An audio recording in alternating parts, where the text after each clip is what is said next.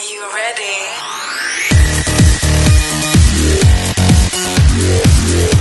Yasmin Podcast.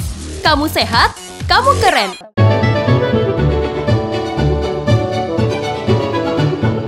Assalamualaikum warahmatullahi wabarakatuh. Halo Sobat Yasmin, gimana nih kabarnya hari ini? Semoga selalu semangat dan tetap sehat. Seperti biasa, Yasmin Podcast mengundang narasumber-narasumber hebat dan tentunya akan menginspirasi kita semuanya.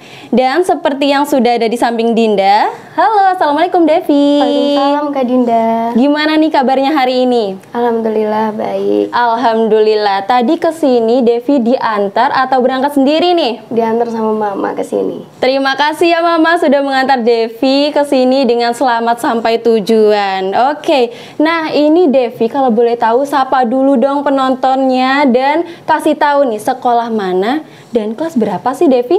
Oke. Halo semuanya, perkenalin nama aku Devi Fatihatul Asliha. Aku dari SMK Negeri 1 Banyuwangi, kelas 10 Broadcasting dan Perfilman 1.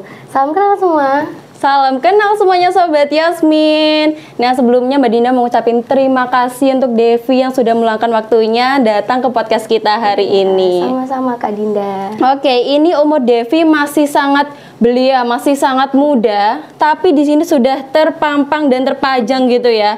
Banyak banget prestasinya Devi. Dan yang bikin Dinda gagal fokus adalah selempang yang sudah dipakai dengan Devi.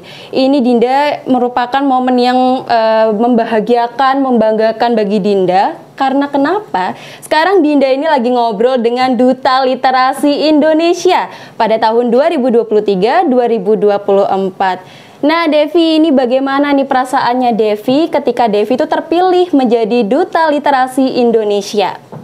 Ya pastinya bangga banget ya Kak, karena Devi termasuk dalam kategori usia termuda dalam Duta Literasi Indonesia, yang pastinya merupakan sebuah kebanggaan sekali ketika Devi bisa menjadi bagian dari Duta Literasi Indonesia tersebut. Oke, nah itu pada tanggal berapa kalau mungkin Devi ingat gitu ya? Itu di awalnya Devi terpilih menjadi Duta Literasi Indonesia.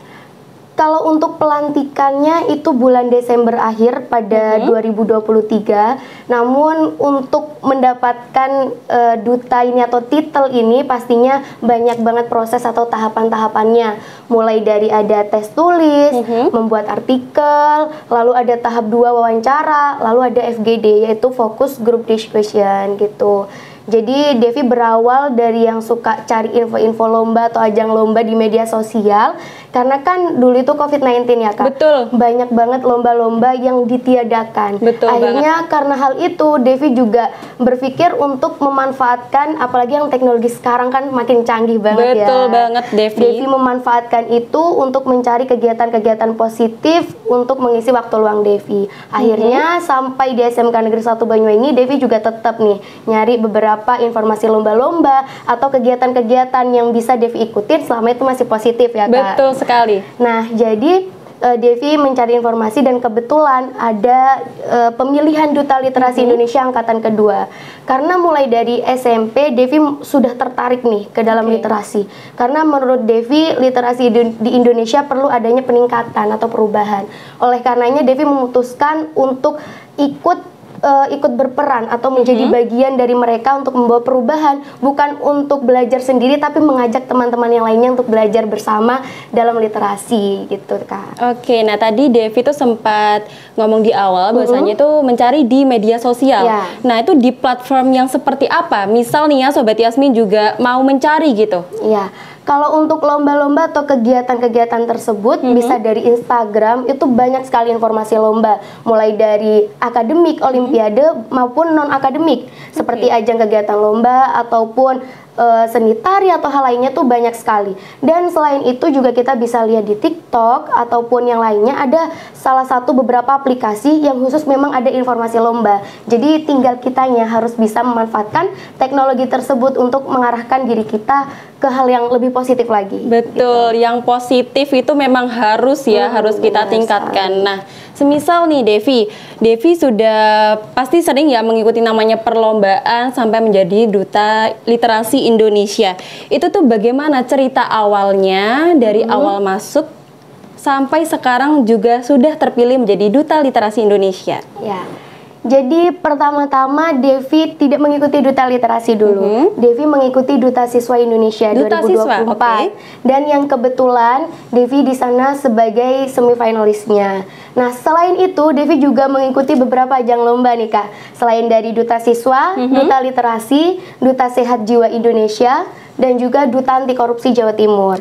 Jadi pada saat pemilihan ini Devi benar-benar yang paling bikin Devi susah adalah cara memanajemen waktu. Apalagi ketika Devi harus membagi waktu untuk pelajaran, dan juga untuk beberapa kegiatan organisasi, ekstrakurikuler di sekolah, yang pastinya harus bisa dibagi ini.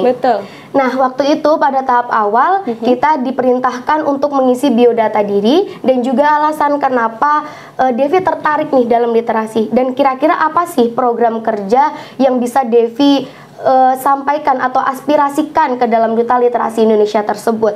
Nah, setelah itu kita diperintahkan lagi untuk membuat artikel, dan yang kebetulan artikel Devi saat itu adalah berjudul Milenial dengan Literasi Digital. Nah, setelah Devi melaksanakan semuanya nih Kak, kebetulan sudah pengumuman tahap 1 dan alhamdulillahnya Devi lolos. Nah, setelah itu lanjut ke tahap 2 yaitu wawancara. Di sana Devi ditanya motivasi Devi, alasan kenapa Devi ikut, dan dikasih studi kasus gimana cara Devi menanggapi suatu masalah yang berhubungan dengan literasi, gimana peran Devi dalam menanggapi hal tersebut, apalagi sebagai generasi muda yang sekarang kan ada yang namanya menuju Indonesia Emas 2045 ya. Jadi generasi muda pastinya punya andil besar tuh dalam hal tersebut. Nah, setelah wawancara, tahap selanjutnya adalah FGD. Di sana adalah fokus group discussion. Dan di sana Devi sempat mengalami kesulitan karena waktu itu orang tua mama sama ayah tiri Devi itu ada pindah ke sebuah toko gitu. Jadi di sana Devi emang nggak dapat ruangan untuk Devi bisa fokus karena di sana mereka jualan, yang pastinya bakal keganggu ketika ada fokus group discussion. Akhirnya Devi memutuskan untuk ke rumah temennya Devi untuk melakukan FGD tersebut. Jadi Devi malam-malam sekitar jam 9 apa jam setengah 9 gitu untuk FGD tersebut. Dan setelah melakukan FGD, di situ tidak dikasih tahu terlebih dahulu topiknya apa, tapi ketika dimulai baru diberitahu studi kasusnya gimana dan apa yang bisa kita lakukan ketika kita terpilih menjadi Duta Literasi Indonesia. Yang kebetulan waktu itu Devi mendapat tema bagaimana caranya kaum difabel atau teman-teman disabilitas untuk tetap bisa berperan dalam literasi dalam era teknologi digital ini gitu. Nah kalau untuk dari Banyuwangi, apakah hanya Devi saja atau ada teman-teman yang lain?